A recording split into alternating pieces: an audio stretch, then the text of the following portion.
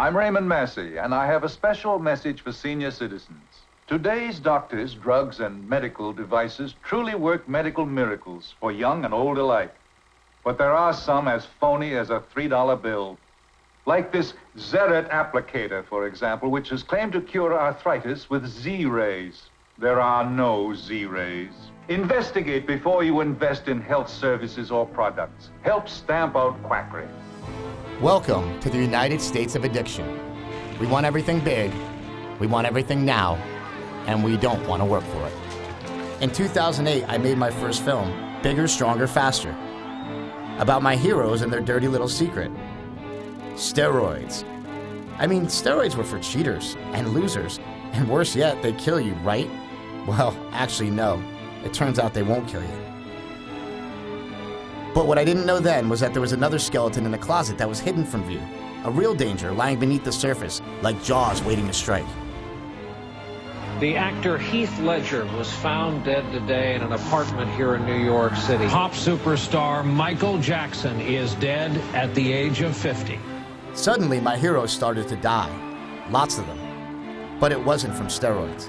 It was from drugs. The full extent of Michael Jackson's dependence on prescription drugs is splashed across today's front pages. And not the illegal kind like you would expect. We haven't lost someone to heroin in a while. We have concluded that the manner of death is accident resulting from the abuse of prescription medications. People were dying from prescription drugs. Prescription drug abuse is killing more people in this country than car wrecks. Legal drugs, the kinds the doctors give us. You know, the kindly old doctor that used to be by your bedside when you had the mumps and gave you all your flu shots? The good guy, the one looking out for our health. Prosecutors say you didn't need an appointment. All you had to do was send the doctor a text message and open your wallet. But these days, the doctors are starting to look more like drug dealers. Dr. Verbovsky orchestrated a scheme to trade prescriptions for pills in exchange for sexual favors and money. And if they're the dealers, what does that make us? The junkies? Today, a widespread fondness for pharmaceuticals has turned the U.S. into a nation of pill poppers. How many people in this bitch pop pills? We only represent 5% of the world's population, yet we consume 75% of the world's prescription drugs. We got no business popping as many pills as we do. According to the federal government, last year more than 6 million Americans used OxyContin for recreational purposes. In 2010, 254 million prescriptions for opioids were filled in this country. That's enough painkillers to medicate every American adult around the clock for a month. I had never experienced the kind of euphoria that I got from a pain pill. We have drugs for everything. Hell, we even have drugs for things that aren't even diseases. The first and only FDA-approved prescription treatment for inadequate or not enough lashes.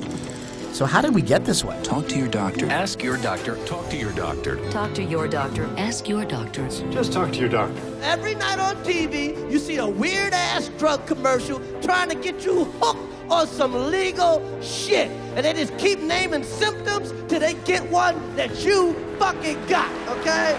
It's like, are you sad? Are you lonely? You got athlete's foot? Are you hot? Are you cold? What you got? You want this pill, huh, motherfucker? You got to take this pill. Ask yourself, is it really a war on drugs? Or are we just a nation of prescription thugs?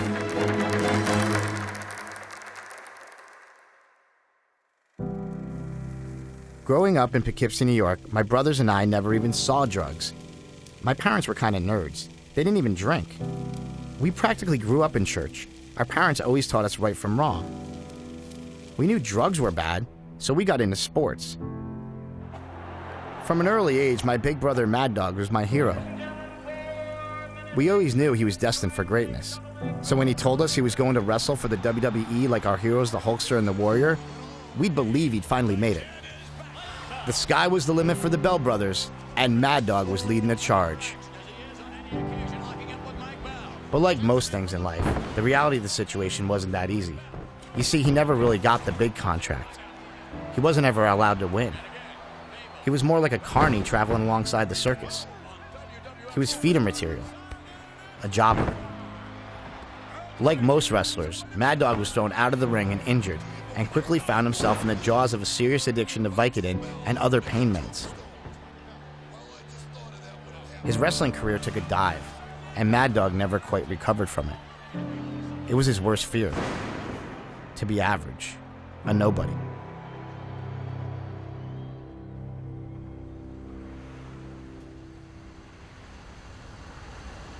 Since Bigger, Stronger, Faster, Mad Dog has been in and out of rehab, wrestling with a major addiction to prescription pills. He's decided that he's had enough, so my father's flying out to California to see if he can help. Hey, how you doing? Good. I got it still locked. Good. What's been going on with you, though, that you had to have him come out here? What in general's been going on? Drugs or? No, not drugs. No drugs at all? No. Honestly? I came out because Mike asked me to come out, try to help him out. I don't know how long he can keep going like this. He was the one that told me on camera all the shit you were doing. I had no idea. Yeah. And I was like shaking when I'm interviewing. I'm like, what? Why didn't he tell me that? He tells me everything. Usually people do drugs, like they'll just hide it and hide it and hide it. And he's like, not with me. He's like, I don't. No, well, the problem is that I can hide it for too long of a time. I can hide it for, depending on the deal, depending on what the addiction is, I can hide it for 3 to 6 months. You know what I mean? And then that's when things start going out of control again. I've already kind of prepared myself for that phone call that Mike is dead someplace, you know? And, I mean, I've done all the crying, I've had all the feelings, I've been through all the emotions and things like that. And that doesn't mean that when it happens, or if it happens, that I'm not going to be sad. It just means that I have done everything that I can, and I'm still doing everything that I can. Well, he'll break down and he'll be crying. He'll say, like, you know, Dad, the biggest fear I ever had in my life is being an average guy. But you have to be average before you can be any better. It's like you have to crawl before you can walk, and then you have to walk before you can run. And he's stuck. You know, he's stuck right there. Mad Dog believes his addictions were fueled by his lack of success. But the closer he got to the spotlight, the bigger his problems became.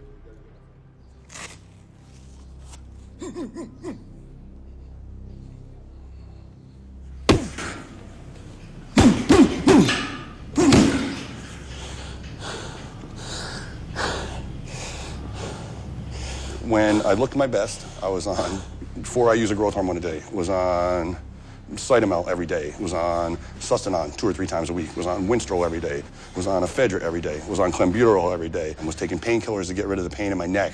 When you wrestled for WWE, I mean, that's part of like not being the average Joe. Like you were on tour, you were on TV.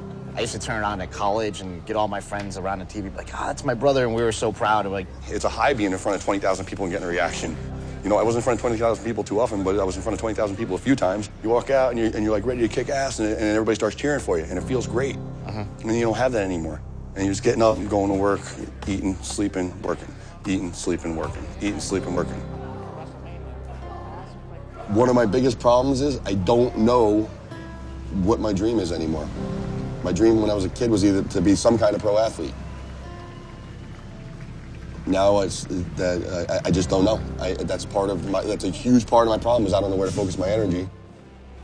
And I got a family that loves me with all their heart. And I got 2 brothers that are my best friends. I got a father that's my best friend. And I got a mother that loves me with all her heart. And I hurt you guys all the time. Yeah. You know, because I do stupid things. I'm starting to realize that you guys are much more important than ever making it in any sport or anything else. How come you never realized it before? Because I was blinded by my own bullshit. Mike has been close to so many goals so many times, and then he'll set something else up as a goal and try to attain that, but never quite makes it, but never actually has any happiness in doing what he's doing. He had a big contract. If he was doing what he thinks he wanted to do, had the adulation of the crowd all the time, he'd be the guy that's always in trouble. He'd be the people that are always blowing it. He'd be the one that would be in and out of rehab and that the newspapers were following around. But if I got a contract when I was anywhere between 21 and 35 even, I'm 36 now. If I got a contract in that 15 years that I was wrestling, I would definitely be another dead wrestler. Absolutely, positively, 100%.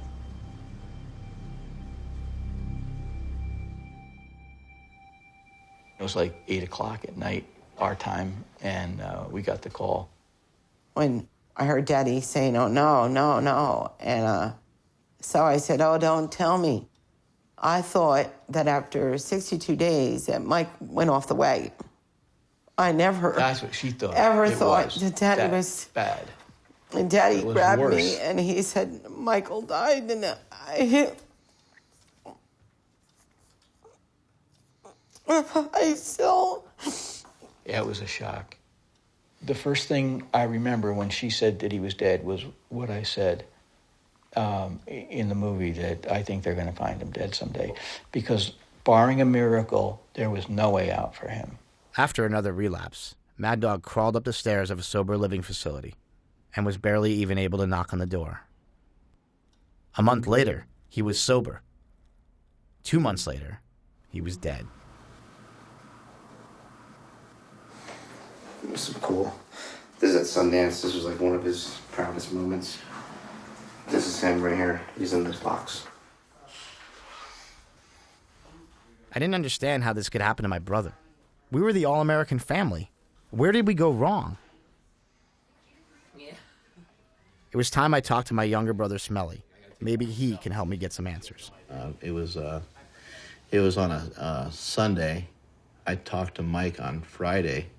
He was saying, how he hates being sick. He told me a time in his life when he felt the best mentally. And it was a time that he was in jail and he wasn't on anything. And that was the only time that he said he felt somewhat normal as an adult. Mad Dog's battle wasn't necessarily just with prescription drugs. I think his battle was more with himself. I come from a family where I am, in my family, the fixer. Who's having a problem? I have to fix it. Here's some food. Food can fix it. Here Mike, here Chris, here Mark. And food can fix it, or I can fix it, or we can fix it. Now this little boy that you were trying to fix is now taking drugs. After we lost Mike, I felt some solace and comfort in the fact that you and Mark had not done drugs. For me, I think, lifting has always kept me on a certain path. You don't even, ever drink or anything. You have, really no addictive behavior in that way, right? I won't take Advil. I won't take aspirin. I do think that people need to toughen up. I don't think that everyone is in such severe pain that they always need a drug. Living day-to-day life and dealing with day-to-day stuff isn't fun. It's not where it's at. You want to be in an altered state. And I think that was a big thing that Mike dealt with. He didn't want to deal with reality. Mad Dog always said, I'd rather be dead than average. It was part of his bigger-than-life persona. How had he let drugs take that away from him? Was my brother's death just another sad junkie story? Or were there other forces at work that pushed him into it? I had to find out. Mad Dog's addictions began in wrestling. If I was going to understand, I needed to start with the people that knew him best. Ryan Sakota was one of Mad Dog's best pupils before becoming a superstar for the WWE and in Japan. I never did prescription drugs until I got to WWE. And the only reason why I did them was because I wanted to keep my job. When did you take your first painkiller? From a doctor? From a doctor? No. I actually got it from a friend. Another wrestler? Another wrestler. Because that wrestler was also a doctor? No, but he's a good friend. This is my friend Horseshoe. He was one of the baddest son of a bitches in the WWE. I love dogs, man. Unlike Mad Dog, Horseshoe won most of his battles in the ring. But his battle outside the ring nearly cost him his life. You gotta get rid of the Red Bull, buddy. Why? And the cigarette. Why? Because we're gonna interview you. You can't be sitting there with a Red Bull and a cigarette. Can't interview until I finish smoking. Well, then finish smoking. I signed a contract with WCW right out of college, and then the money started rolling in, and then the pills came in because I was on the road every day. It's like to graduate to that next level, you have to do certain things that a lot of people aren't willing to do. How many pills a day were you doing? 90. 5 pills used to be enough for the day. You know what I mean? Now it wasn't enough, so I had to up it to 10. 10 pills eventually wasn't enough, so I upped it to 20. 20 wasn't. I used to take 10 at a time when I was doing 90 a day. I remember my girlfriend, she would lay out, 5 Vicodin, 3 Somas, 2 Viagras, 2 Cialis, you know, all my vitamins and minerals, and it was like a smorgasbord, you know what I mean? But I did that every day. That was normal. Viagra and Cialis in the morning? Yep, just so I was ready. Yep. Just in case. Yep, just in case. Did it ever occur to you, like, hey, look, I got a problem, I need to stop right now? No, I never really worried about it, you know? Listen, I thought I was invincible. What the fuck are pills gonna do to me? You know what I mean? You know, I never thought about dying, you know what I mean? They found me floating in the pool. So you like blacked out while you were swimming or something? Swimming. So I was floating, and apparently someone jumped in and saved me. Wake up in the ambulance, you know? Tubes up my nose, I got shit in my arms, and I wake up, and there was just, all I could see was just this light. You would think after something like that, that would be it. Mm.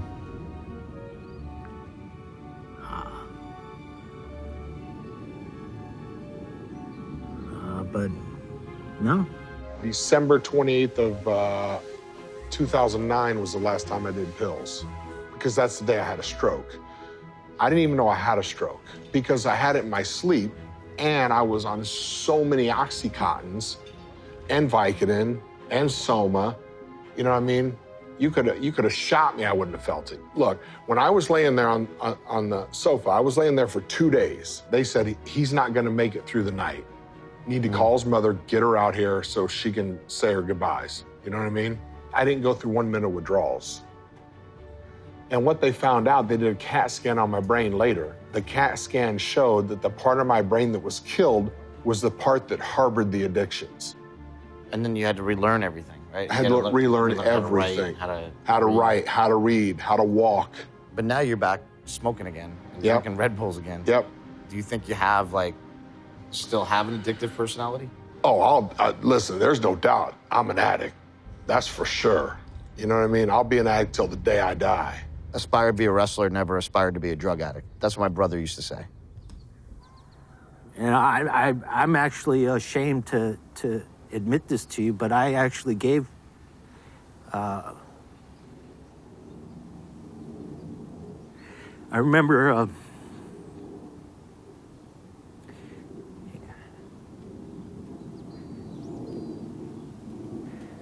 you know, Mad Dog asking me, and I gave him some shit, you know.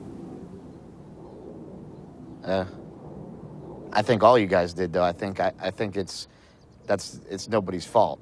You know what I mean? Everybody's responsible for their own, what they do, you know? I forgive you. Thank you. My brother would be able to hang out with Razor Ramon, Jake the Snake, and all these guys because my brother was the guy with the pills. Now, he never won a match in WWE history. Not one. He was on TV 250 times. He lost 250 times. He was a jobber. He was the guy that they beat up. But he was the guy they beat up that had the pills. Yeah. So they kept, hey, hire Mike Bell. Hey, hire Mike Bell. I mean, back then, it was like an open forum, you know? Do I blame wrestling for that? Like, I don't blame wrestling. I think it goes on in the NFL. I think it goes on in the UFC. Yeah. I think it goes on in baseball. I think it goes on in the sports. I think it goes on in high schools. It goes on everywhere. My brother in Bigger, Stronger, Faster says, if I only would have made it, everything would have changed. Right. How do you feel about that? I think that's a joke. My buddy Jeff knows about success. He got a scholarship to an Ivy League school and went on to play in the NFL. The grass is always greener. You know, if you can say, but if only, it's comfortable for people to do that. But you know, when you get to the other side of it, and you have those material goods, and you have the things you thought you wanted, and you know, those boxes are checked, that's when some real soul searching happens. Chris Lieben climbed the ranks of the UFC and achieved the fame and fortune that Mad Dog dreamed of.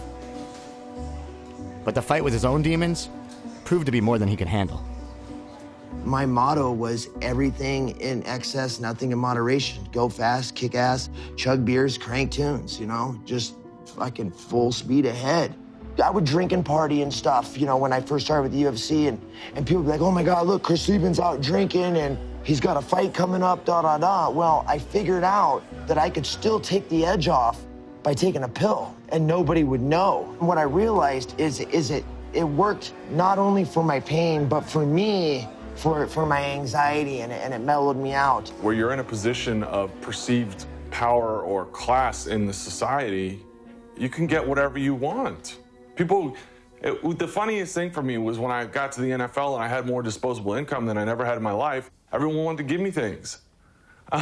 It's so backwards. Including drugs. Including drugs. I mean, I was a kid that didn't come from a lot, you know? Now I'm somebody. Being somebody, I didn't ever feel like I was worthy to be somebody. Now all of a sudden, girls in particular that I know weren't interested in me were starting to act like they were interested in me, and I'm going, hang on. They only want to be with me so that they can hang out with the UFC fighter, Chris Lieben. I allowed those things to really drag me down into a pretty dark spot. And for me, pills were the way out of that dark spot. I'm the golden child.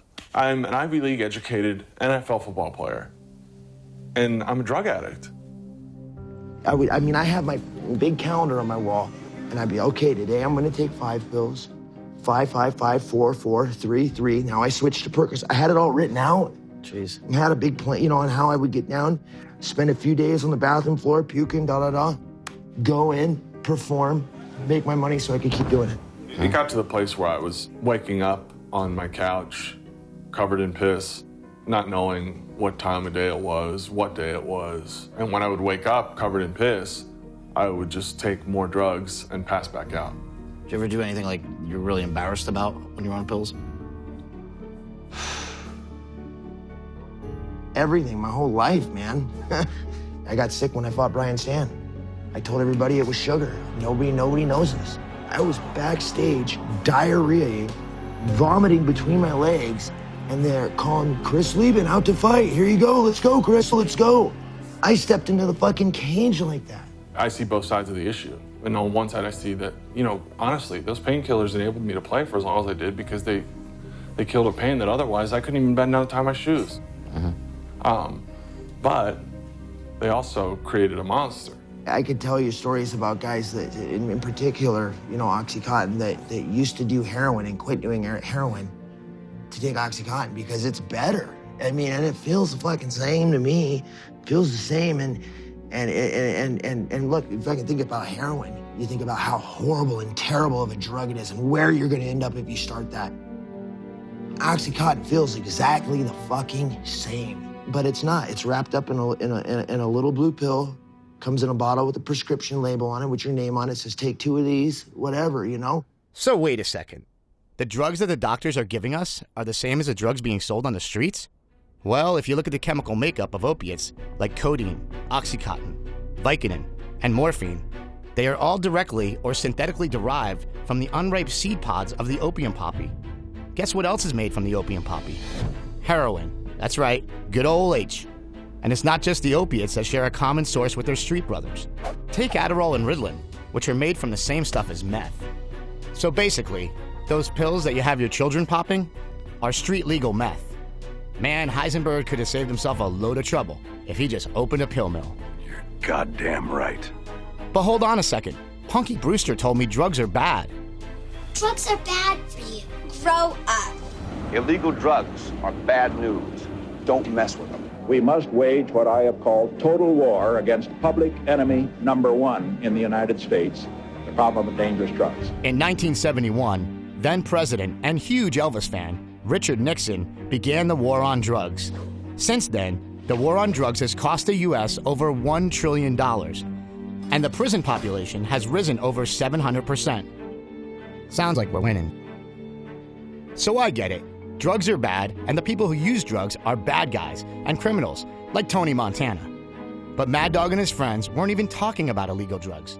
They were talking about legal drugs, prescription drugs, the kind you keep in your medicine cabinet. There may be a drug addict in your house, and you may be their supplier.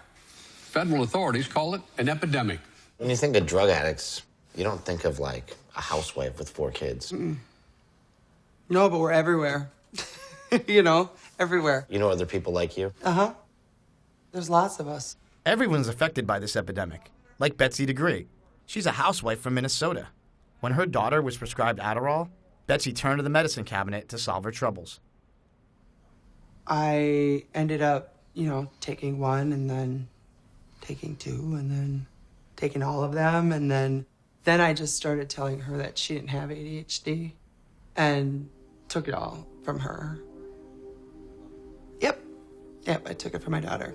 When my daughter did take it, and this is how I justified it, when she did take it, she might have been able to focus more in school, but it took the joy from her. So I kind of felt like I justified it, like, well, it really isn't good for her. And every time I'd get it refilled, I'd say, I'm not going to do it this time, and I always did. Everywhere I go, the story's still the same. Like my friend Colby from the gym, and he's just a kid. When I was 15, I shattered my femur bone in 4 places. Basically put me on opiates from that point, and then it just escalated with dose strengths. How old were you at this time? Started at 15. Do you think there's a problem with kids in high school and stuff doing prescription drugs? Oh yeah, definitely. I think it's so accessible, and you're not really taught about it in DARE or in all these other programs. It's always about marijuana or it's about cocaine. This is crack. Well, we grew up in the generation of just say no and drugs are bad.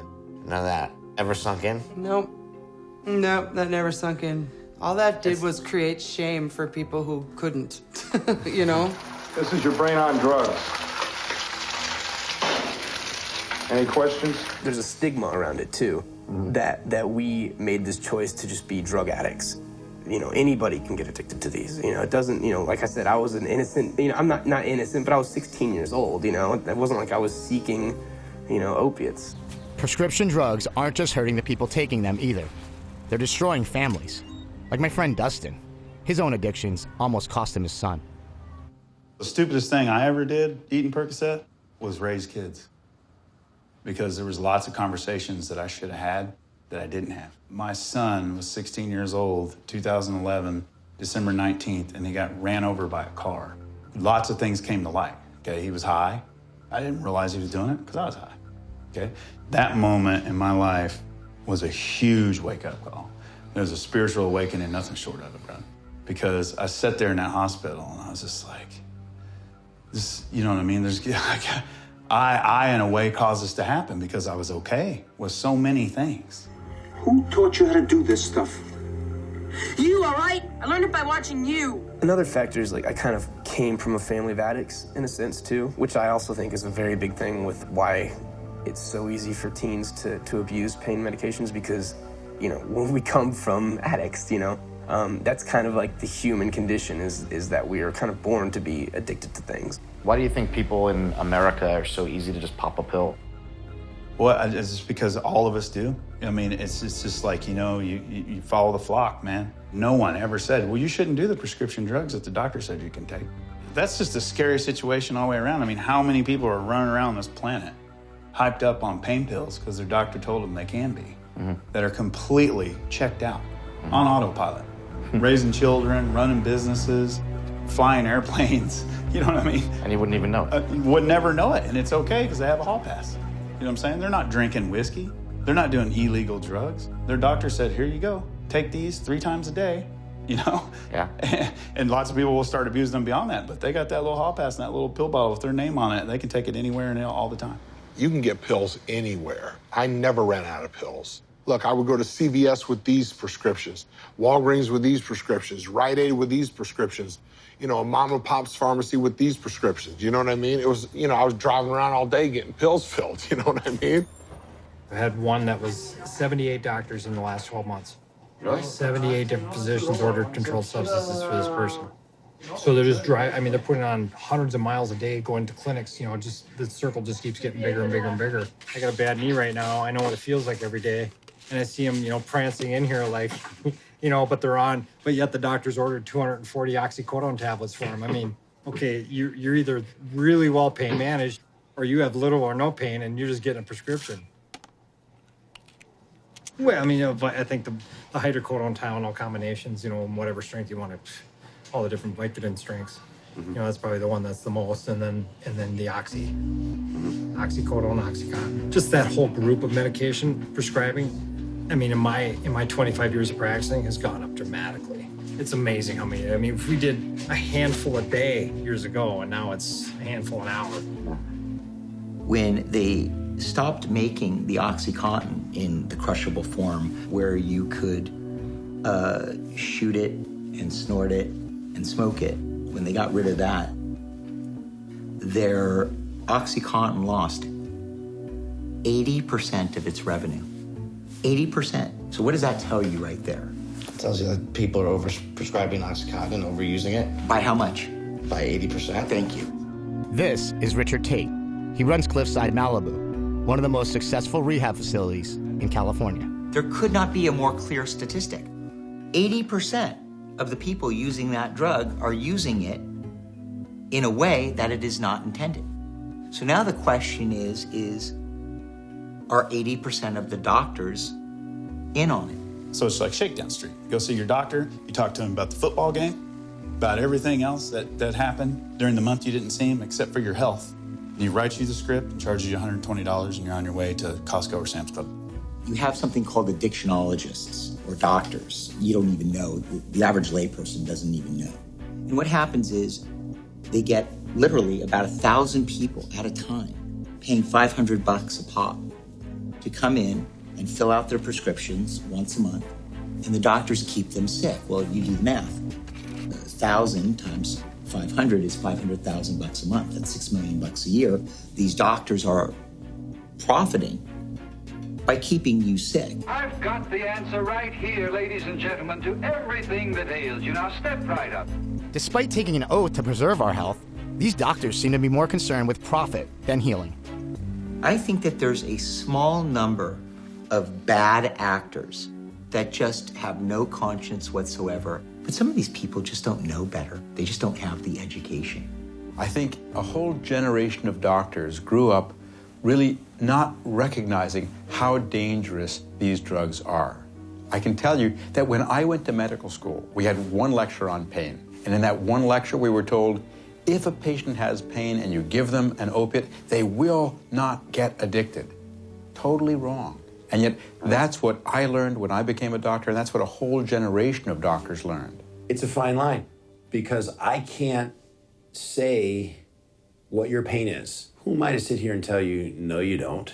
We're going to go back and forth on that one. Then again, there's the rub. Should we do away with pain medicines? That's ridiculous. No, because it's very valuable to not have to suffer through pain. How do I know that your lumbar spine isn't out of whack and that's why you're always having this chronic pain? Yeah.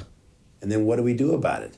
I mean, I think you're probably going to find there aren't a lot of easy answers. They say the hardest part of addiction is admitting you have a problem. So maybe it's about time to come clean about my own addictions. You see, the truth was, Mad Dog wasn't the only bell brother that was popping too many pills.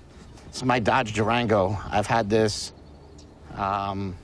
since 2006, I think. You can see here I had a little fender bender. This was from Vicodin. I pulled into a spot. I wasn't paying attention because I was all out of my mind. And this is the worst over here. You see, like, the headlight will even come out. This whole dent right here, I was taking Klonopin, and I was taking hydrocodone at a lot of them, and Percocet. I fell asleep, and I smashed my car into 3 other cars. And then this is real fun when you try to go on a date, and the date opens the door, and that's what she hears. Insurance doesn't like to pay for things when you're fucked up either. Like, it's hard to tell them, you know, hey, I was on a bunch of prescription drugs and I went off the road. It's embarrassing, you know? I had a nice car. It was a brand new car. It was nice, and now it's a piece of shit. For me, I had the hip replacement surgery, and they gave me, you know, a bunch of pills to get better. And then it got to a point where I probably didn't need them, but I was still in pain because they did both hips at the same time. One hip failed, but they didn't know it. It just got to a point where, you know, I was spending probably like $500 a week on prescription drugs. You know, like just buying them off of people on the street because I needed it because I got to the point where I was so highly addicted. How do I tell my parents that just lost their first son that, like, hey, I'm addicted to drugs and, like, I can't get off of them? You could have told me, because to me, I wouldn't have thought, oh, here we just lost Mike, now we're going to lose Chris. Okay, there's a big difference in being addicted because you have pain and you're trying to overcome the pain. And the difference in Mike, where he was, like, always trying to get high. But I think it starts with pain, and then it turns into, like, an addiction where you're, like, you sort of just like the feeling of being loopy.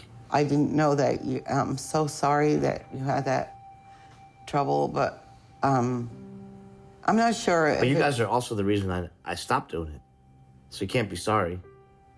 Like, Well, no. in the back of my mind, I'm like, I gotta do this for my family. You know? Well, in reality, really, you have to do it for yourself. Mm-hmm. And until you're ready in here, you're not gonna accomplish anything. When we were young, did you ever think that any of your kids would grow up and have a drug problem or become a drug addict like Mike and I did? A drug addict, and I'm just, I guess this is what you call it now. With if you take prescription, I'm just looking at it differently as his dad. It's weird. I never did illegal drugs. Like, I never went and I did prescription drugs illegally. When Mike died, I was like, sort of, at first I was like, oh my God, this is crazy. I need to get off these pills. Like, I need to stop living my life this way. I need to go back to what I was doing. And then I just got worse. I went to a doctor and said I couldn't focus. She didn't run any tests. She didn't do anything. She just said, oh, okay, well, why don't you try Adderall? And then that same doctor, because I was coming off the opiates, had me on Suboxone, had me on Klonopin and Adderall. Because of all those effects, even prescribed me Viagra. I didn't need Viagra, but, like, since she prescribed Were it... you even dating anybody? Or, I mean, it's not like you were married having... No, I was dating somebody, at the time. Viagra was like, I'll take it because it's fun. Like, I'll take it, not because I need it. Let me just try this and see if it works, and then if it works... Works on what? Whatever. Like, does it make you feel better? Does it give you pleasure? Does it get you high? Does it, make you happy? Does it make you, not as sad, Just because a doctor gave it to me, the doctor could be just, sometimes the doctors are just as bad as the drug dealers in the street. That's why there's thugs on every level. It all comes down to money in the United States. In this country, it all if you follow the money, you're gonna come to the answer to most of what the problems are. Well, the love of money is the root of all evil. Yeah. The love of it, not having it. Right. I like having it, I don't have the love of it. The real story that needs to be told here is, how these pharmaceutical companies, they produce all these pills, you know what I mean? And they flood the market with them. Look, all those guys, the pharmaceutical companies, the doctors, the people selling it, they're all drug dealers. That's the bottom line, they're all drug dealers. It's all about money. That's all it is. Look, this whole world centers around money. You know what I mean? It takes money. And for Big Pharma, money is good. They're senior executives with pharmaceutical giant GlaxoSmithKline at a pep rally in Las Vegas for their sales team. There are people in this room who are going to make an ungodly sum of money. Who wants to be a millionaire? In the past 10 years, the 11 largest drug companies made $711 billion. $711 billion? If we were looking for a bad guy, sounds like we may have found our man. The pharmaceutical industry remains the most profitable business in the U.S. More success and financial gain for the companies will always remain possible as long as more Americans are encouraged to take drugs. Pharmaceuticals have always been around, from the apothecary of the Middle Ages to the snake oil salesman of the Wild West. All he wants is a miracle, folks. How can I deny him?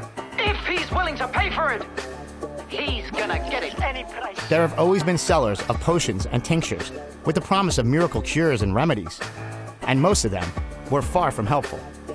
So to protect us from these scam artists and charlatans, we created agencies like the FDA and required pharmaceutical companies to work under strict regulations.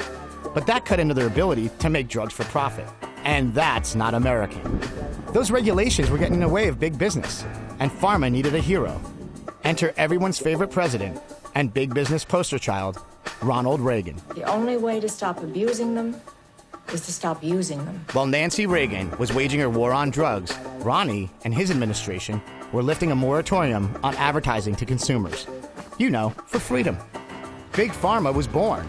Drug companies were now ready to take on the American public, and Reagan had given them access to the big guns, direct-to-consumer marketing. And in 1997, everyone's favorite saxophone-wielding president, Bill Clinton, and his administration loosened up the regulations even further, making us one of only 2 countries in the entire world that think that advertising to consumers is a good idea. I mean, I have to say, this was the advertising and marketing coup of the century. You couldn't do that before. This is my friend Dr. Gerber. In 1997, he became the first person in the United States to receive a PhD in homeopathy. I mean, the fact that you can present a problem to an audience as big as a TV audience and say, ask your doctor if such and such is right for you. Wow, I'll ask my doctor. So I go to my doctor. Lo and behold, because the rep from the company was just there with a truckload of samples, he goes, well, gee, let's see. He opens up the drawer, gives the person like a month's worth of samples, just, they're free. And then there goes the prescription writing, and then that's it for forever. So I get it. You give them the first taste for free, and then they're hooked. We tried to talk to a bunch of people from various pharma companies, but they didn't seem to want anything to do with us. So I talked to Gwen Olson. She was a pharma rep for 15 years and wrote the book, Confessions of an RX Drug Pusher. I knew at some point that was what my job was. I was a drug pusher. I was just doing it legally and with the, being condoned by society. And when people would say, well, you sell drugs, and I would always say, oh, yes, ethical pharmaceuticals, as if. I've never seen a commercial for OxyContin. I've never seen one for Vicodin. And they don't need them. The drugs sell themselves. So why do they advertise the other type of drugs? Because they have to get the consumer to believe that they need them. Hey, Pete. Yeah, it's me, Big Brother. Put the remote down and listen. This intervention brought to you by Niaspan. So you cut back on the cheeseburgers and stopped using your exercise bike as a coat rack. That's it? You're done? I don't think so. If there was a panacea that came onto the market tomorrow, do you believe that they'd have to spend hundreds of millions of dollars in advertising on primetime TV for the rest of the world to know about it? It would be word of mouth. People would know about it in a heartbeat. Women who take Lipitor or the other statin drugs for cholesterol have approaching a 50% greater chance of developing diabetes, according to this study. Well, what about all these statin drugs? Like, they're saving people's lives. We need statin drugs. Statin drugs are one of the biggest, I call it a big fat lie, because that's what the cholesterol lie is. The sickest people I've ever seen in my 32 years of practice were people whose cholesterol was too low. Without enough cholesterol in your system, your immune system can't work properly. All of the long-term data on the statins show that you will die sooner if your cholesterol is lower, particularly if you're over 55, if you're female or male. There is no benefit to the drugs. I'm not saying that there aren't some individuals who should monitor their cholesterol because of the risk factor, correct? There are other means of lowering cholesterol besides taking the toxic drugs that the statins are. This is a very ingenious marketing plan. What is one of the major side effects of cholesterol-lowering drugs? Do you happen to know? Impotence. Impotence is one of the things that's complained about most frequently for men that are on cholesterol drugs. Well, guess what the same manufacturer's #2 selling drug is that makes Lipitor? Viagra. Viagra, hey! Now we got a patient population that we can sell our next drug to. Every time I take something, I always feel weird. And then somebody will say, a doctor will say, well, for the weirdness you're feeling by taking something, take something else. And the next thing you know, I'm taking 9 things. Okay, you're going to wind up like Anna Nicole Smith. Like, there was a point in time when I had my hip surgery, I just got so conditioned to, like, taking a pill that when the next thing came up, like, oh, these painkillers are causing me anxiety, so then I need the Xanax, and then, I can't sleep, so you need the Ambien. Right. And you can't focus, so you need the Adderall. And then, like, I had like, probably 10 prescription bottles, in my cabinet. That's causing this problem, so take this, and that's causing this problem, so take this, and then before you know it, you do have 10 prescription bottles on because of one problem. Why take it if you don't need it, A lot of people have this misconception that the pharmaceutical industry is altruistic and they're philanthropists and that they're, looking to heal the world. There couldn't be anything further from the truth. The pharmaceutical industry their vested interest is in making their stockholders money, because the pharmaceutical industry isn't in the business of health and healing. It's in the business of disease management and symptoms maintenance. Big Pharma has a economic incentive to classify things so that they can create pills for them, right? Do you know what restless leg syndrome was? I didn't. Either did I. I'm so sorry. It's my restless leg syndrome. They're sitting there because they've drank 6 cups of coffee today and they've got all these refined carbohydrates and sugars running through their body, and they're looking down there going, yeah, that's what I've got, restless leg syndrome. Let me go get a prescription for that. And there the indoctrination goes right in. 75% of the time, statistics say that if they go in and request a drug, the doctor will give it to them because the doctor considers it his business and they are his customer. That's the problem with the advertising, the big pharma advertising campaign. What they tell you is, whatever your symptom is, we've got a pill for it, okay? Mm-hmm. But that's not the way the world works, okay? You actually have to be a human being and feel your feelings. If your brother dies, okay, you can expect to feel sad. Feeling your feelings is hard, but lucky for us, Big Pharma has a solution: psych meds. Finally, we have the perfect pill that promises to take away all of our bad feelings and replace them with sunshine and little happy trees. With all these scenes of trees and green grass and convertible cars and pillow clouds in the sky, if life is like that when you're on the purple pill, give me some purple pills.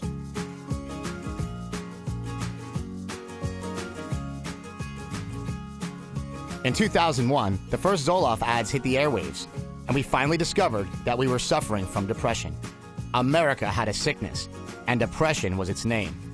Suddenly, the market was flooded with a tsunami of new psych meds. Now, 1 in every 10 Americans are on antidepressants, including our dogs. You heard it right, Doggy Prozac, a beef-flavored version of the well-known human antidepressant. This little guy, this is Radar. He belongs to a friend of mine, Ryan, who goes to my brother's gym. Radar's been feeling a little down lately, so Ryan took him to the doctor. So I talked to the vet, and she finally she prescribed him Prozac. It's like a doggy-specific Prozac. It's little 8 milligram tablets that come like flavored and smell like a treat. Have you ever taken any prescription drugs? I was on Zoloft for 3 months about 6 years ago at this point. And why'd you quit taking it? I just hated it. It turned me into a zombie. You don't fear that for your dog? I mean, I do. Like this was kind of like, a look, I was on Prozac for 3 months. I fucking hated it, but I'm gonna give it to the same shit to him. Yeah, I mean, that's a good point. There's been a huge change in the nature of what people think of as being illnesses. Doctor and author David Healy is one of the most outspoken critics of antidepressants, especially SSRIs. Every disease can be oversold. One of the ones that's being oversold at the moment, even though it's a real illness, is bipolar disorder. It's a rare condition. It's become, in the last 10 or 15 years, 5,000 times more common than it was before. Ever since they were introduced first in the late 1950s, it's been recognized back then that antidepressants don't suit all people. If you're on an antidepressant that doesn't suit you, it can make you suicidal, and it can also make you homicidal. This can happen to you even if you're a healthy volunteer taking these pills. It's not something linked to the illness. It's a thing caused by the pill and the fact that the pill is the wrong pill for you.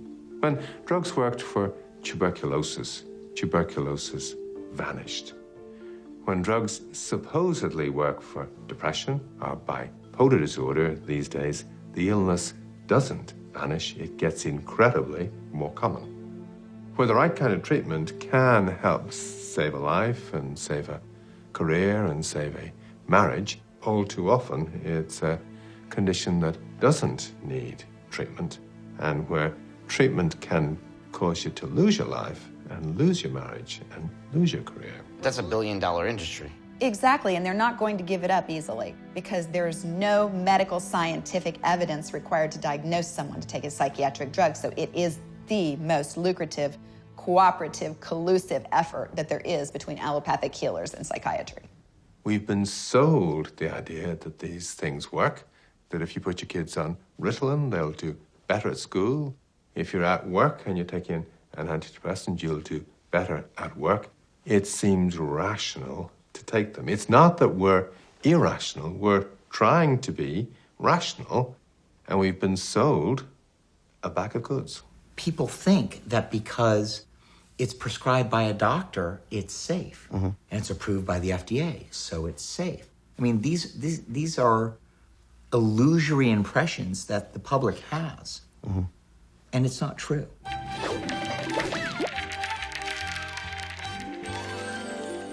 To get a drug approved, a company only has to submit 2 positive studies to the FDA showing that their drugs work better than a placebo.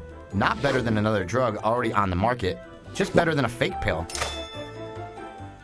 Then to make things easier on pharma, they get to pick and choose which studies they submit. Meaning they could have 48 studies that say a drug is terrible and causes half the people who take it to grow tails. Well, you did it again. Gee, what a mess. But as long as they produce 2 positive studies, the FDA approves the drugs and we get another bottle on our shelves. Very frequently, companies would come and they'd throw down millions of dollars and say, run it until you get this result. And what happens to the other 48 bad studies? They get filed away with the Ark of the Covenant in that warehouse from Indiana Jones. The value in drugs these days depends on companies being able to hide the data and conjure up the idea that these drugs are worth more than they actually are. The research I do, it's comparative effectiveness in drugs, has always been left to the pharma companies to do. The federal government doesn't fund that. Now, there are a lot of consulting firms that will come in and do the same kind of research. I call them sort of results are us.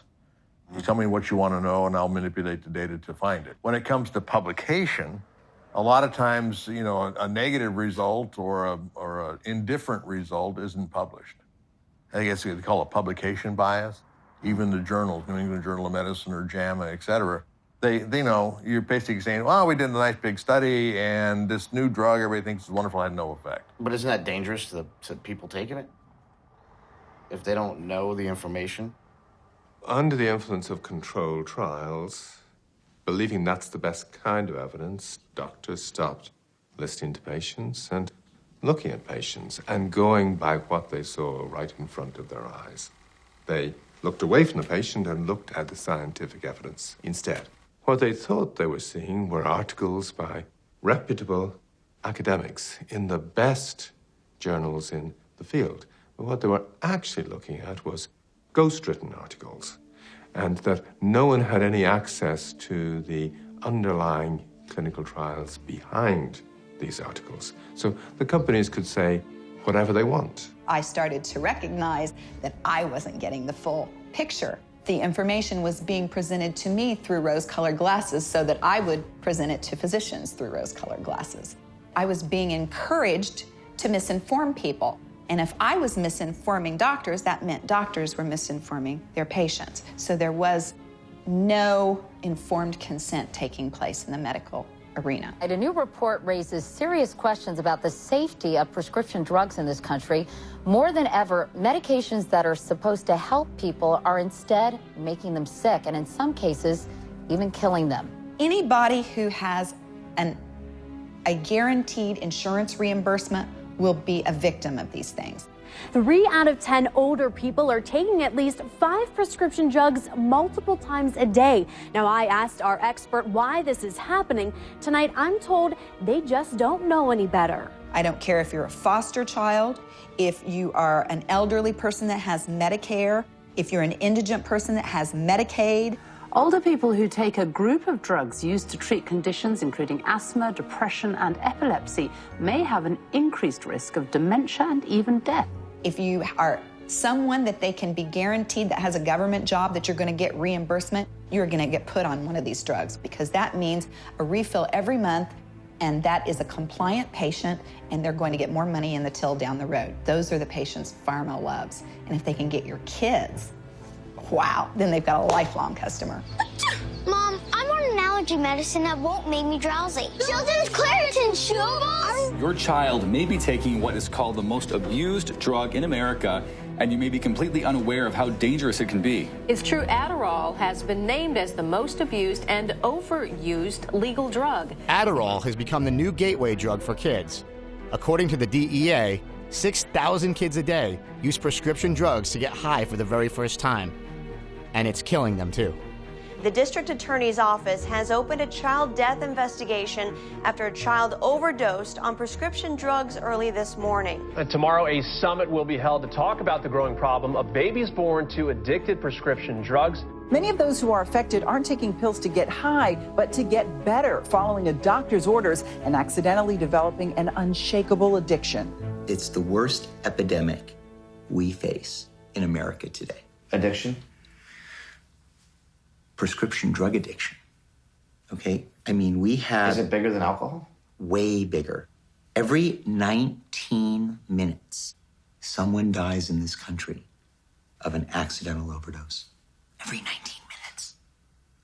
That means that you take a couple pills before you go to bed, thinking you're going to get your daughter to school in the morning, and you just don't wake up. The deeper you dig, the worse these guys look. Recent publications have revealed safety problems with the drug Vioxx. With billions being made and not much to lose, critics say even in the case of crime, for this industry, nothing is likely to change. Unless people go to jail, unless the fines are much larger than they have been, the companies will find that it's cheaper to cheat. In a combination civil and criminal settlement, Pfizer has agreed to pay $2.3 billion, the largest healthcare fraud settlement in the history of the Department of Justice. But at the same time, the company made, I believe, $8 billion in profit last year. What some industry folks are skeptical about is that this isn't anything more than just the cost of doing business for a lot of these drug companies. Internal documents show that after this company positively, absolutely knew that they had a medication that was infected with the AIDS virus, they took the product off the market in the U.S. and then they dumped it in France, Europe, Asia, and Latin America. Hold on, Mike. So hold on. So you're telling me that Bayer knew that this drug was infected with the AIDS virus. They yanked it from the market in America, and then they dumped it in markets overseas? They had to figure out a way, Joe, to make a profit on a product that they could not sell in America. You know, these guys are no joke. They're printing money, they know what they're doing, and they're great at it.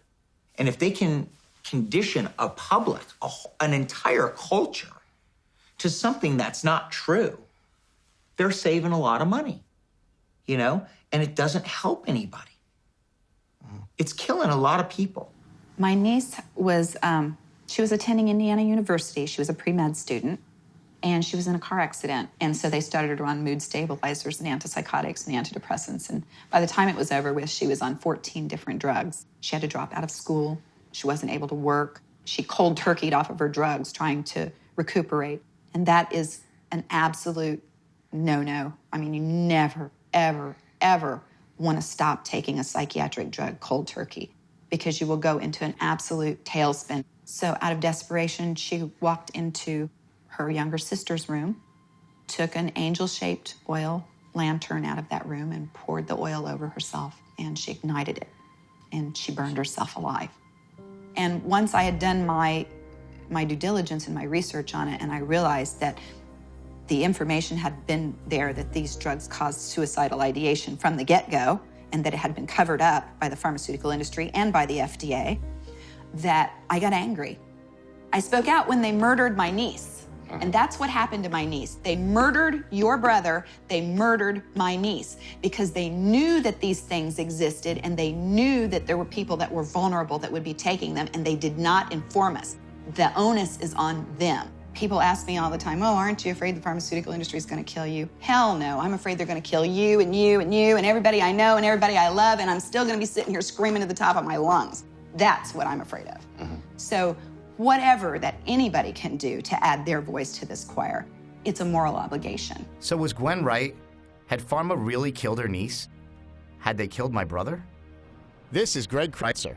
He's a journalist who wrote one of the top books on America's relationship to pharmaceuticals, called Generation RX. Seems like we have this culture of addiction, right?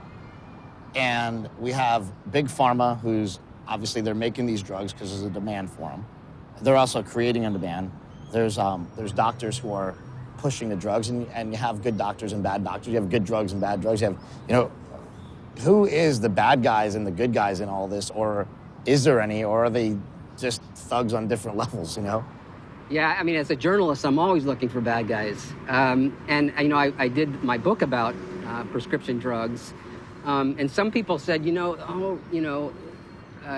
Kreitzer really let them off the hook. He didn't condemn them. And my feeling was, I'm just going to show you what they do. You decide if it's bad or not. We Americans are pretty quick to string up a bad guy, from the commies of the Cold War to the jihadists in the War on Terror. It feels good to point the finger at someone, and you can't really ask for a more deserving bunch of guys than Big Pharma. But easy bad guys are just lazy writing. Nothing ruins a film like an easy bad guy. What about all the good pharma has done? Modern medicine has beaten diseases that have ravaged mankind and killed millions over the century.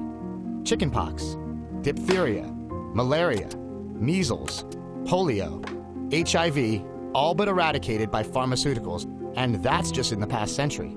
So maybe pharma is not actually the disease, but just another symptom of America's culture of addiction.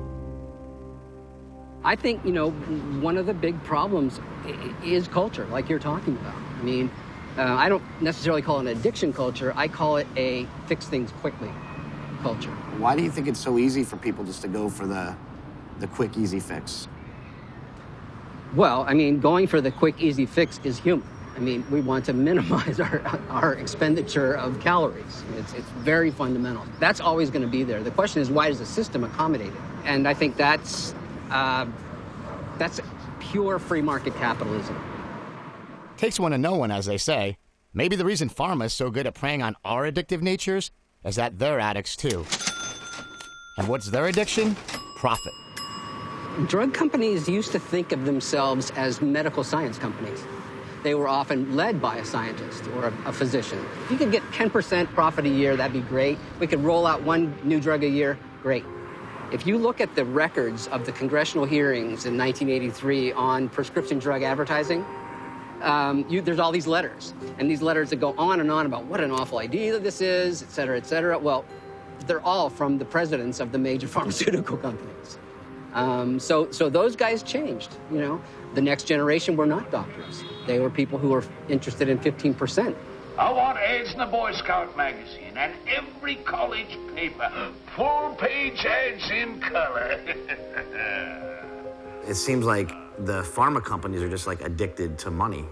I mean, they're like addicts in themselves in a way. That's not news. That's not news. That's what they do, right? I mean, they're in it to win it. I mean, you go to a barber, you're going to get a haircut. You go to a bar, you're going to get a drink. I like to think of drug companies as motion picture makers. They've decided, I got this movie I'm going to show you guys. I'm going to show it to you so often that you're going to internalize it. And at some point, if you get one of these afflictions, you're going to say, I'm going to try that. I think when you create a culture in which the default is the pill and not other things that might make you better, then you end up with addiction.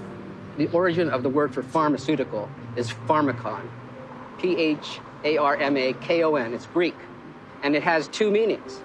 One meaning is cure, and the other meaning is poison.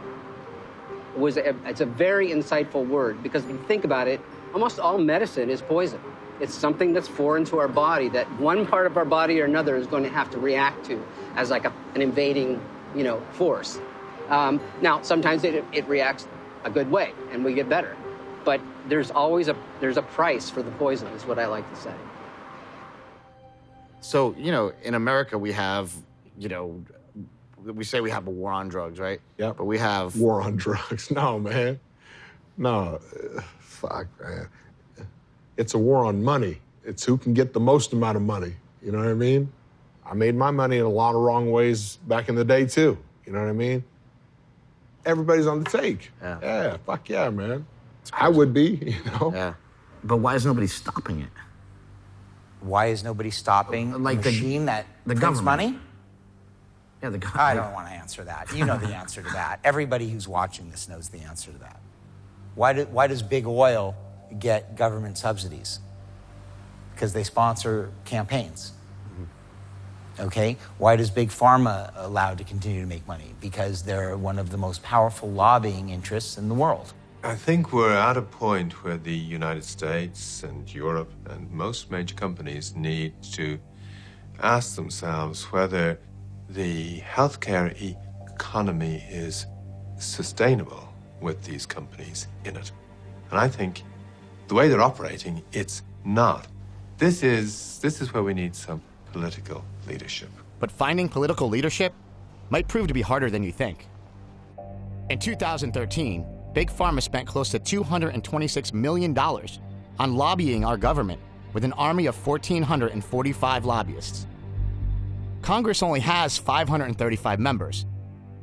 So that means pharma spent upwards of $422,000 per congressman, making sure the U.S. government knew exactly what pharma wanted. That's a lot of influence.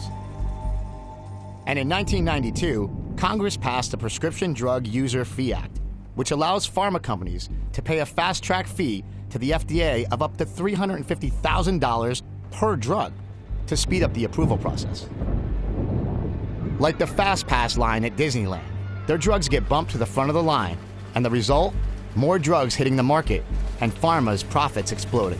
If success is measured by return on the dollar, the pharmaceutical industry made a killing. Maybe Horseshoe was right. Maybe everybody is on the take. They say if you have a problem in America, you can visit your local congressman. I tried it in my last film. Maybe it'll work better this time. This is California Congressman Ted Lieu. In a state with one of the highest rates of opiate addiction and overdoses in the country, Congressman Lieu, unlike a lot of other politicians, is actually trying to do something about it. For a long time, we've had a war on illegal drugs. These are legal drugs that are killing far more people, and we need to have systems in place where we can identify someone that may be abusing these painkillers. The Cure system, for example, is a database that would let pharmacies and doctors know if a patient is going to multiple pharmacies or multiple doctors trying to get the same prescription medication. Is there any sort of motion to make the Cures program or a program like it national? So it would be great if there was a national, fully funded program. As you know, it's been difficult to get things through Congress these days, so I don't have high hopes for that. So the individual states, I believe, will have to pick up the slack. What's your feeling on like the medical marijuana stuff? Well, people are not dying from medical marijuana. They are dying from legal prescription drugs, especially these powerful painkillers. I had a question for you because I think this is pretty crazy. It's like you can just go on Craigslist, right? And you can type in like Oxycontin, Xanax, whatever you want. And you can just pull it up and get it. And they've done stuff like outlawed escorts on Craigslist. Right. But they haven't done anything about the prescription drugs. How do we get people like that to cooperate? So I did not know that until you told me. So let me ask you this. When you put that in Craigslist, is it a doctor that issues a prescription? Or do you just get something mailed to your home? It's some dude, And they just get it brought to you or mailed to you? You go meet some shady guy in, some shady part of town. And you have, pink, delivery only, $10. And then you click on it. Minimum 10, must have address, discreet delivery, must have callback number, limited amount. Send email to firewooddelivered@gmail.com. Wait for call back or text tone. That's illegal. So they could just stop this. Well, they could put in these words and say, anything with this word will be removed. I got it. I mean, it could be that simple, right? I mean, it's like... Yeah, that's crazy. Thank you. Look at Suboxone. Oh, my goodness. Hey, I have a little more than 10. Only want to sell all at once. That's just illegal. That's amazing. Okay, all right. Thank you. Thanks for showing that to me. Thanks. Great. Cool. Senator Lieu's holding a press conference to have Craigslist stop letting people advertise prescription drugs on their website, and this is all because of this film, which is kind of crazy. It's interesting that you can make a movie and actually affect a change in people and affect, you know, things that happen every day, and maybe save some lives along the way. If not, then I just ratted out all these people's drug hookups, and they'll probably hate me. But I wasn't the guy that shut down the prostitutes, if anybody out there is wondering. If you're on Craigslist selling dope, we're going to put you in jail. And that's my message to you. Senator Lou? Thank you. Thank you, Assistant Sheriff Pentis. More people die from prescription painkillers than cocaine and heroin combined. And Craigslist is helping to facilitate this. That's why last month, Nevada State Senator Segerblom and I sent a letter to Craigslist asking them to take down these ads. To date, they have not. We're calling again for Craigslist to immediately ban these ads, the same way that Craigslist did so with prostitution ads. This is a huge problem. It's time for Craigslist to do the responsible thing, which is ban these ads. The whole reason why I knew about buying drugs on Craigslist is because I've done it. You know, I'm not happy to say that I've done it, but I've done it. And I think that that's the only way you can sort of affect change, is to go out and, you know, be honest with people and tell them what you did. And I was addicted to pills because I had a hip problem, but it's no different from somebody who gets addicted because they like to be high. My brother died, and a big reason why he's not here is prescription drugs. And until you see that happen, until you see people go down that path, you know, people think it's a joke, but it's not a joke. It's serious. Get out of here.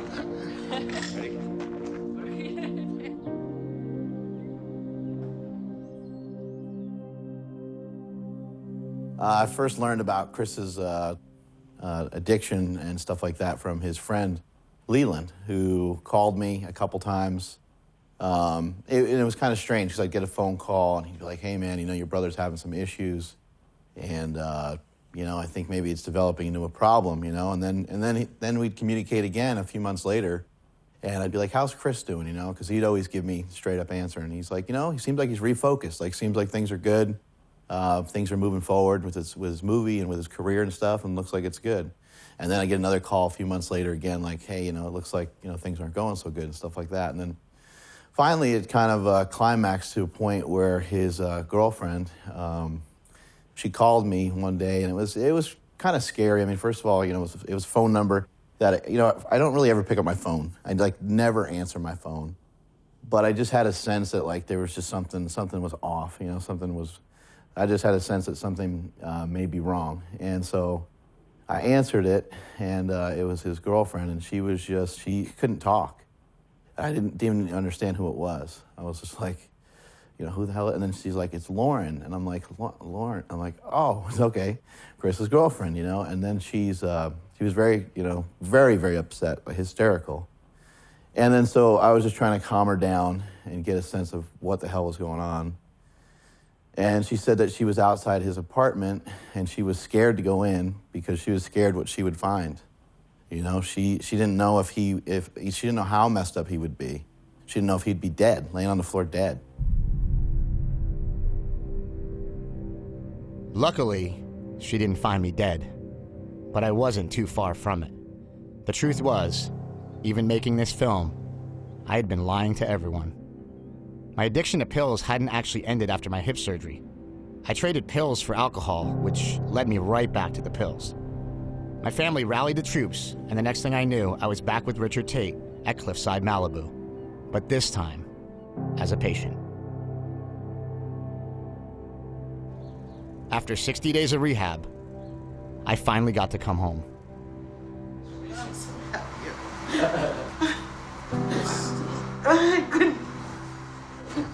I prayed so much for this. I'm just so happy you're doing what you You know what? Oh, it's okay. I needed to go to rehab, so like whatever I did, whether it was subconsciously, it definitely wasn't consciously. It was subconsciously. Whatever I did subconsciously was like some sort of weird cry for help because I didn't know how to say it. You know, I knew I had a problem still, and I couldn't. Like, I was like, well, we're like also like, yeah, I went out and I raised the money for this movie, and I got funded on this movie, and they're like, okay, here, go ahead, go make your movie. What am I gonna do? Turn around and be like, well, here's the problem with the movie. I'm actually a drug addict and an alcoholic, and I can't admit it to you. So like, let's not make the movie. I was already like wheels in motion, and I'm like, You know, when they said, okay, you won, you got the money, I'm like, shit, now I got the money, now I actually have to do it. With you, you know, I know, you know, if I get phone calls a lot and you're excited, I know that you're doing good. But it's when you don't want to talk, when I know you're not doing good. And I don't want to make that phone call. You kind of play these things out and you're just going to be like, oh, he's just going to tell me to fuck off, you know? And I don't know why. But I wouldn't do that. I respect you probably more than anybody. You'd be the only person I'd listen to. Yeah. The only one. Yeah. Yeah, it's tough. Like I said, you know, I'm starting to welt up right now over it. There's so much that I've lied about. Mm-hmm. There's so much that that I feel sorry, you know, like feel bad for. Even like during the course of this movie, I'm a liar. You know, in the middle of the movie, I go to the state capitol and I talk to the senator, and I say to him, you know, you can buy these drugs on Craigslist. And he said, well, how do you know? And I said, well, I used to do it years ago. I was doing it while I was making the movie. Right. I was on the phone calling people on Craigslist buying Xanax. If you're an addict, you don't have a choice, okay? You don't have control over it. It's got control over you. What this is it's a behavioral disorder. You habituate, you do over and over and over again certain actions, and you create a neural pathway in your brain, okay? And that's the action that you're more likely to repeat. Anytime you're out of balance with anything, at its most simplest level, it's a behavior that you want to change, and you have to replace it with a behavior that is more mindful and balanced. So you change that behavior that's causing you wreckage or grief in some way, and you replace it with a behavior that serves you. The problem with people is that they don't want to take responsibility. They want to blame someone else. The pharmaceutical industry isn't doing this to us if we don't allow it to be done. There's something called consumer demand. If there was no consumer demand, they would stop pushing the things down our throats. So people have to be proactive, and they have to start self-educating and be their own health advocate. If you don't speak up for you, no one is going to speak up for you. This is Kat Taylor. She's a child psychologist specializing in families dealing with addiction. Why do you think addiction is such a big problem in America? Our culture trains us to avoid bad things.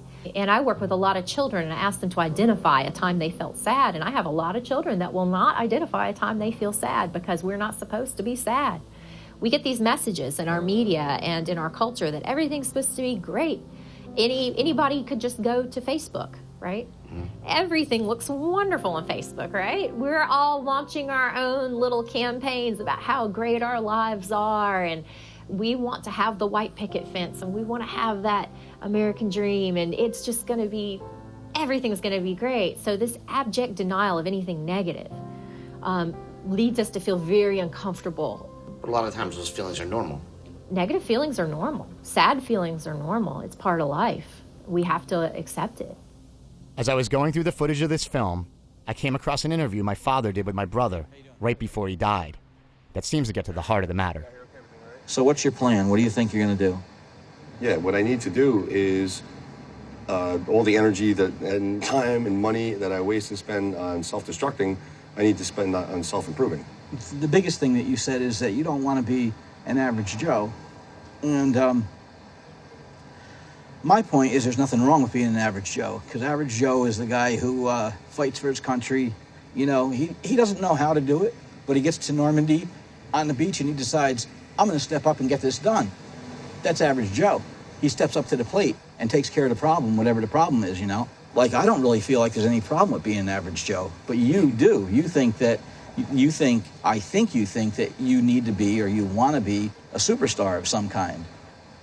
Well, I thought I was over that, and apparently I'm not.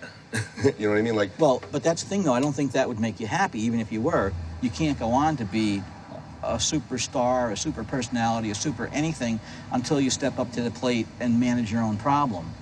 You could go on and be great and happy. You could end up dead doing what you're doing. And that's not what I want for you.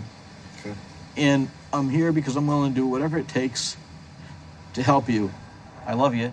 I don't know what else to say at this point. Me neither, but I think we should talk again before they leave, though. Love you. Love you. Thanks for coming out. Yep, I can't get up anymore. At the beginning of this movie, I said my heroes were dying. But maybe I just chose the wrong heroes. Maybe the real heroes are the average Joes. People like my father. Maybe if Mad Dog and I were satisfied with what we had, instead of feeling like the grass is always greener, we wouldn't have turned to something outside of ourselves for our happiness. In a much bigger thing, like this movie is not really about just like prescription drugs. It's like about addiction. It's about like, why do we get hooked on shit? Why are we so it's so easy to just be like, I need my Starbucks every day. I need this every day. I need that every day. When we are sort of at our limit of how many addictions we can have, something new comes out. You know what I mean? If there's anything I've learned over the course of making this film, America is a nation of addicts. We live in a quick-fix consumer culture where the good life is just a purchase away. Whether it's a new car, a new iPhone, or a new pill, all of your problems can be solved with this amazing new product. And that is something that Big Pharma has exploited incredibly well, and to disastrous effect. We are constantly bombarded by images of unattainable lifestyles inhabited by always smiling people who seem to have no problems. But the real world is full of problems, and we're never told what to do with the emptiness that leaves behind. I am on a lot of prescription pills, though. Oh, is that a story? No, it's an addiction. Is being hooked on video games a medical condition? Startling new insight into the addictive power of sugary, salty, and fatty foods. Coffee addiction is real, and Americans drink more coffee than anyone else. We've been reporting on internet addictions, on a mom who spent 50 hours a week playing online games, and a dad who became obsessed with internet porn sites. Somewhere along the way, we traded doing the hard thing for doing the easy thing, and it hasn't suited us well. In our push to become the greatest country in the world, we have lost sight of what made us that way in the first place. It's time for America to detox. We need to examine why we are so quick to eat that cheeseburger, drink that coffee, or take those pills. Do we really need it, or are we just feeding the addict that hides in us all? Mr. Pharmacist, can you help me out today in your usual lovely way? Oh, Mr. Pharmacist, I insist, can you give me some of the Pepsi? Mr. Pharmacist, dear Pharmacist, won't you please give me some energy?